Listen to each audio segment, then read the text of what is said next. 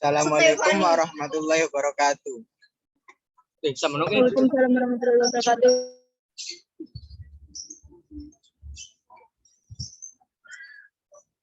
Di sini akan mempresentasikan makna dan hakikat HAM dalam kehidupan manusia dengan kelompok Albisyah Yufiano dengan Vicky Stefani.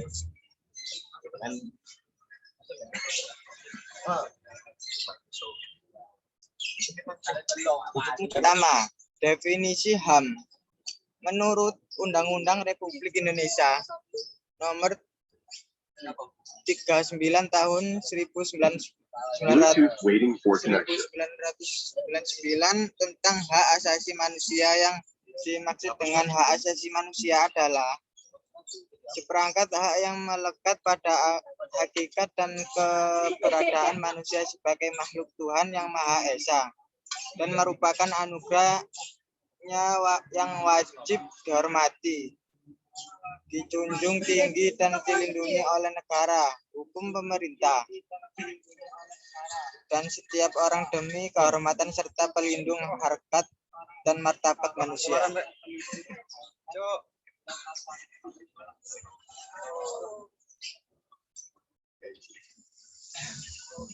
Sifat-sifat HAM.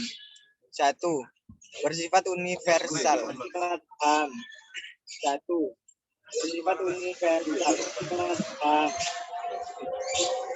Sifat HAM yang pertama dan utama adalah bersifat universal. HAM bersifat universal yang berarti dimiliki oleh setiap manusia tanpa kecuali, tanpa mempertimbangkan perbedaan suku, ras, agama, dan bangsa. 2. Bersifat hakiki. Sifat HAM berikut adalah bersifat hakiki. Maksudnya, setiap manusia memiliki sejak lahir. Hak asasi manusia dimiliki oleh semua manusia sejak pertama kali dilahirkan ke muka bumi sebagai pemberian Tuhan yang Maha Esa. Bersifat 3. Bersifat utuh. Selanjutnya, HAM juga bersifat utuh yang berarti tidak dapat dibagi-bagi. Semua orang berhak mendapatkan semua hak secara utuh tanpa dibagi-bagi. Misalnya, seperti hak politik, hak ekonomi, hak sosial, hak budaya, dan sebagainya.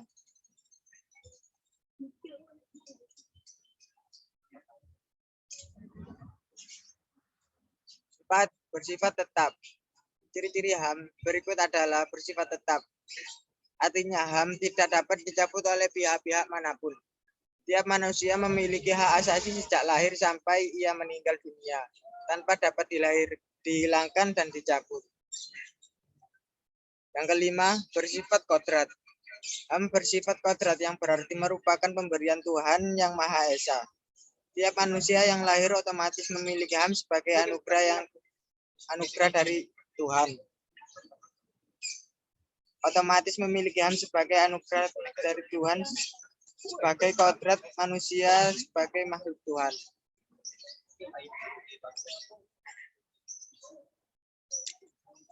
Makna dan hakikat HAM, yakni makna hak asasi.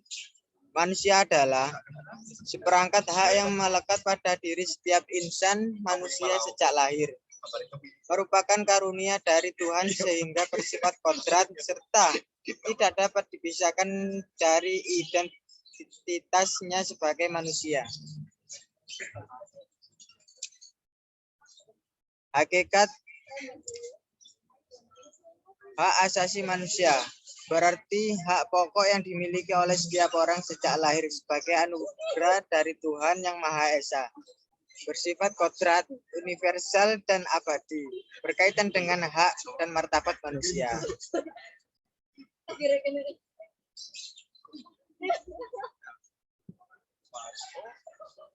Perkembangan HAM. 1. Periode sebelum kemerdekaan 1908 sampai 1945 dalam konteks pemikiran HAM.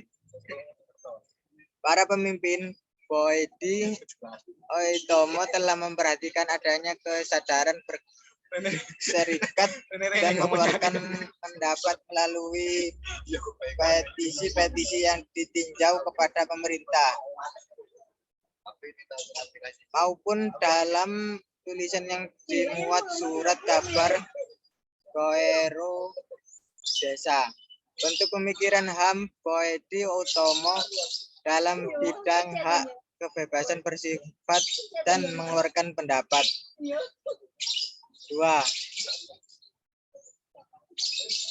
Periode setelah kemerdekaan 1908 sampai 1904. Periode yang kedua 1945 sampai 1950. Pemikiran HAM pada periode awal kemerdekaan masih menekan pada hak untuk merdeka, self determination, hak kebebasan untuk berserikat melalui organisasi politik yang didirikan, serta hak kebebasan untuk mencapai pendapat terutama di parlemen. Hak terpenting dengan HAM adalah adanya perubahan mendasar dan signifikan terhadap pemerintah dari sistem presidensil menjadi sistem parlemen. 3. Periode 1998. Sekarang strategi menegakkan HAM pada periode itu dilakukan melalui 2 tahap. Status penentuan perspektif status dan tahap penataan aturan secara konsisten rule konsisten behavior. Pada tahap penentuan telah diterapkan beberapa penentuan perundang-undang tentang HAM seperti amandemen konstitusi negara, Undang-Undang Dasar 1945, ketetapan MPR, TAP MPR, Undang-Undang UU, peraturan pemerintah dan ketentuan perundang-undang lainnya. Oke.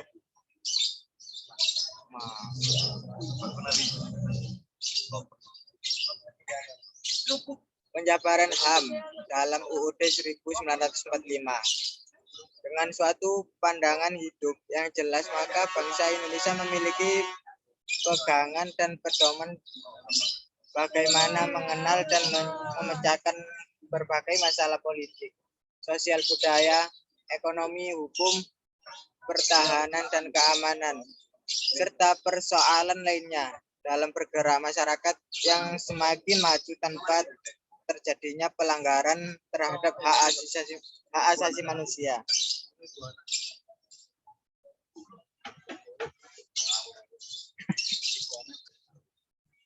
Nilai-nilai nasionalisme tersebut harus tercermin dalam segala aspek penyelenggaraan negara, termasuk dalam era reformasi dewasa ini. Oleh karena itu, dalam kehidupan kenegaraan, utama dalam peraturan undang-undang negara, harus mewujudkan tercapai tujuan ketinggian harkat dan martabat manusia, terutama hak kodrat manusia sebagai hak dasar. Hak asasi harus dijamin dalam peraturan undang-undang negara. Dalam hidup berbangsa dan negara dewasa ini, terutama dalam masa reformasi, bangsa Indonesia sebagai bangsa yang dibudi luhur harus memiliki visi serta pandangan hidup yang kuat agar tidak terombang-ambing di tengah-tengah masyarakat internasional.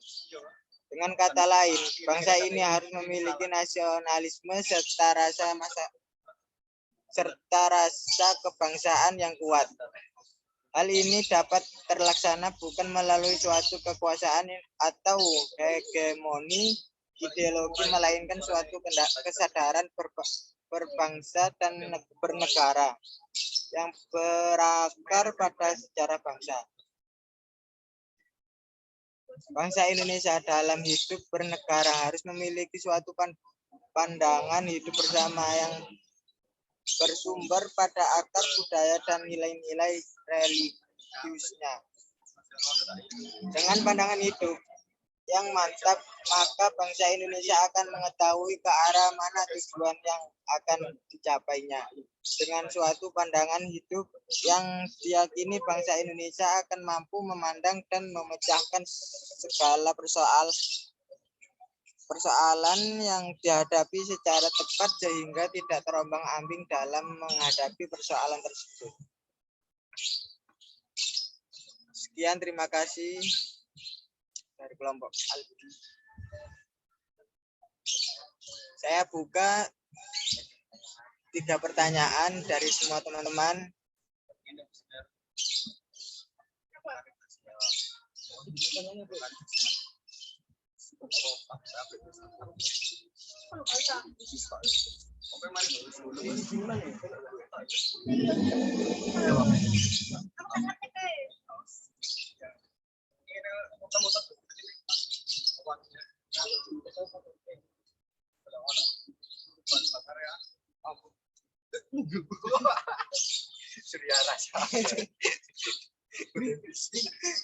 Sudah selesai? Sudah, Pak. Oke, silakan dibuka tanya jawab.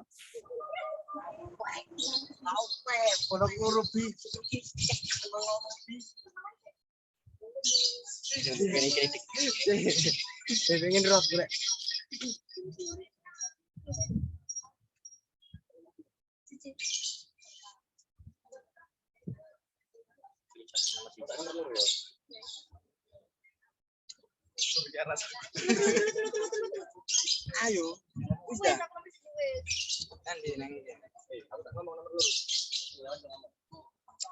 Ya, ini ada pertanyaan dari Adisa Aulia. 1. Menurut undang-undang, beberapakah yang menjelaskan tentang HAM? Gimana nomor itu? Iya, gimana nomor itu?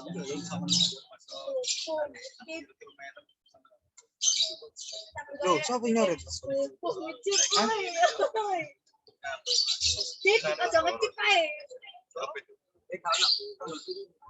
Nah, jawaban pertama yakni adalah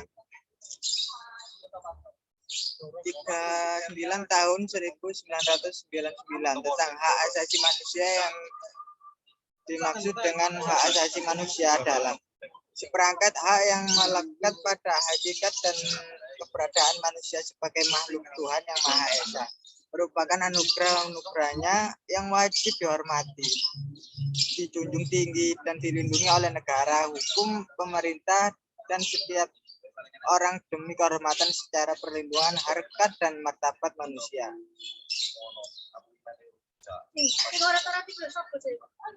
Seru.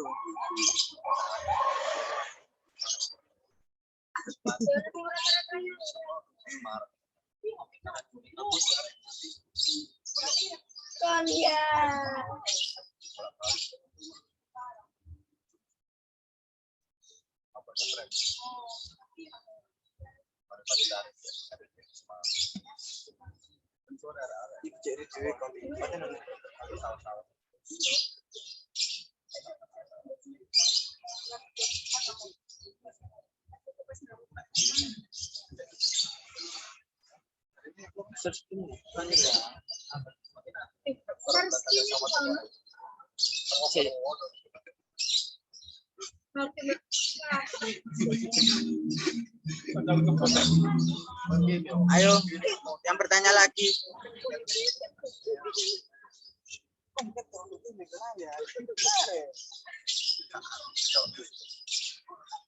Teman-teman, nggak ada yang tanya, tak?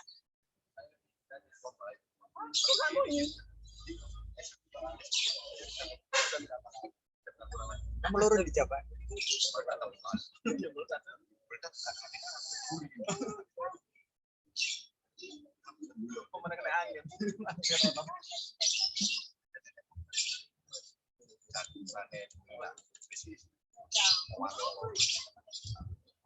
Oke, tak tambah sedikit ya.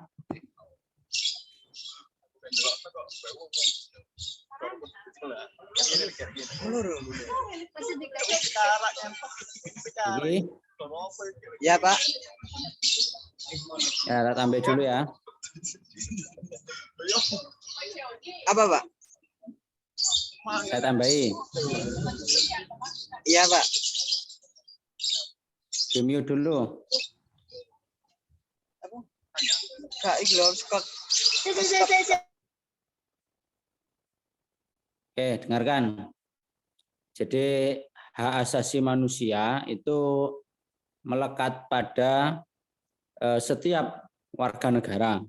Artinya setiap warga negara itu memiliki hak asasi manusia. Artinya contohnya di dalam hal menerima keyakinan beragama, dalam haknya untuk memperoleh penghidupan yang layak, di dalam memperoleh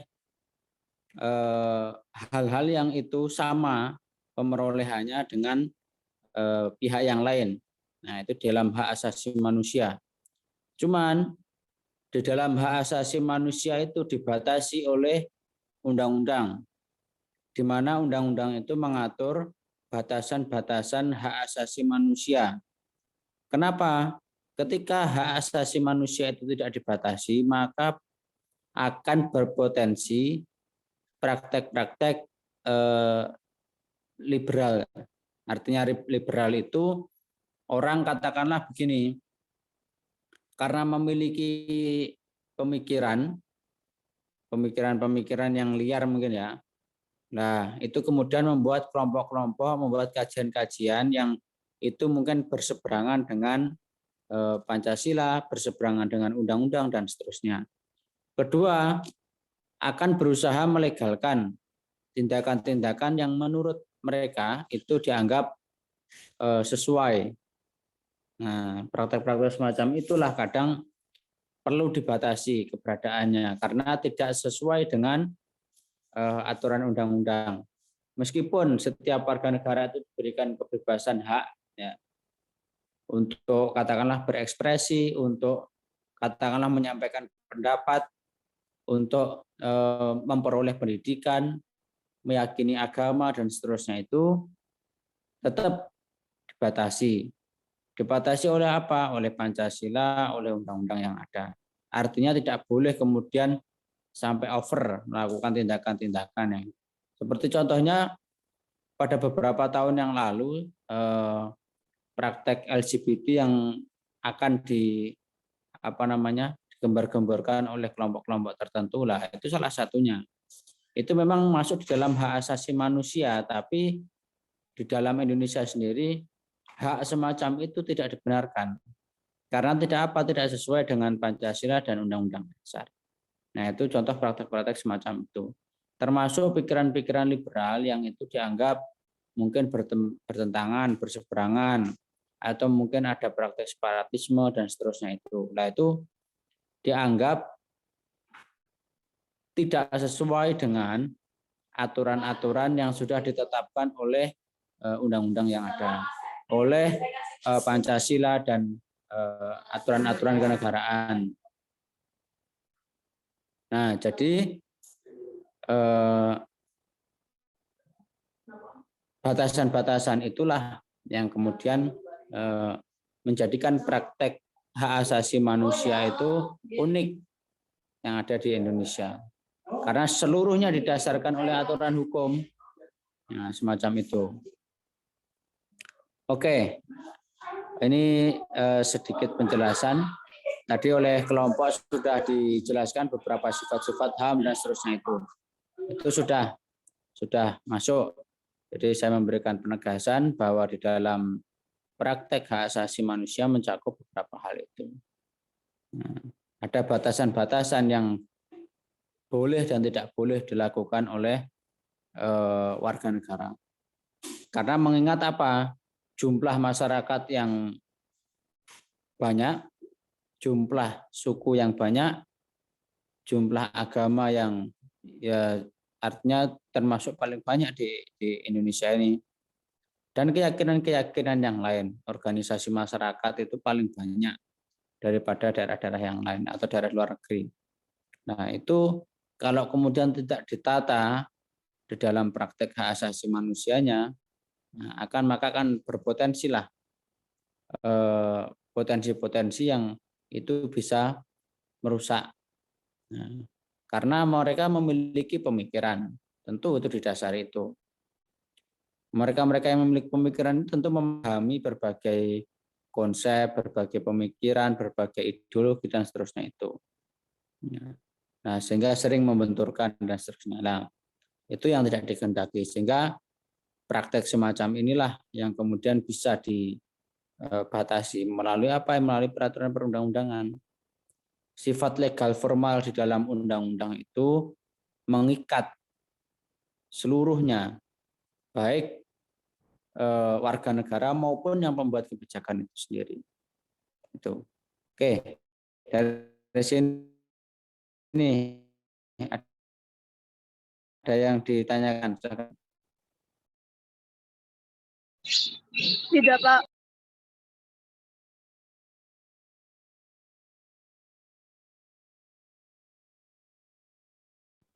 Ini yang hadir berapa orang?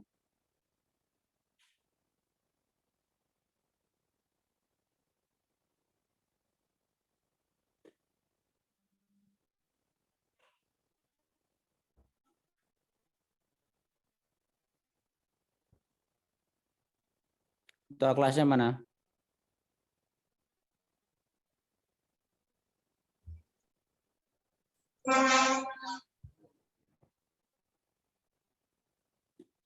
Yang hadir berapa orang?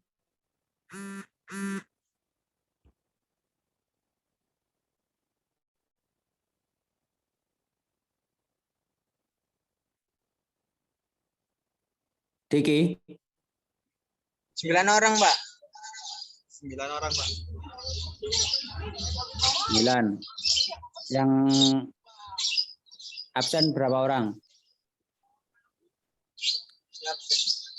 9. Yang masuk, Pak. Yang absen itu artinya tidak ikut.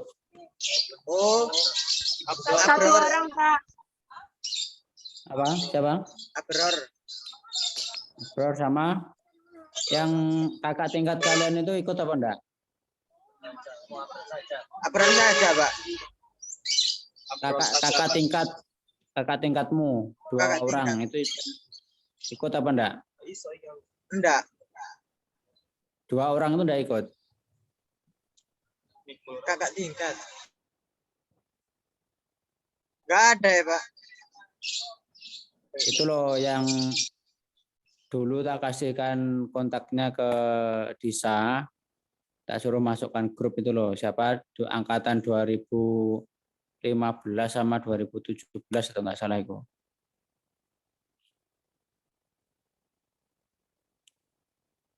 Namanya Oki Pradana, Pradandi, sama Danar Pratama. Iya, Pak, sudah saya masukkan grup. Tapi nggak pernah ikut kuliah ya? Boten. Oh ya udah. Oke. Kalau nggak ada yang ditanyakan, mungkin ini dulu. Nanti hasil recordnya kamu kirim ya.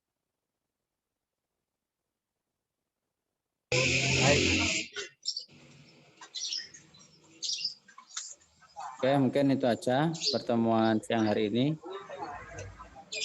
Sekian, assalamualaikum warahmatullahi wabarakatuh. Waalaikumsalam warahmatullahi wabarakatuh. Waalaikumsalam warahmatullahi wabarakatuh. Oke, saya izin dulu.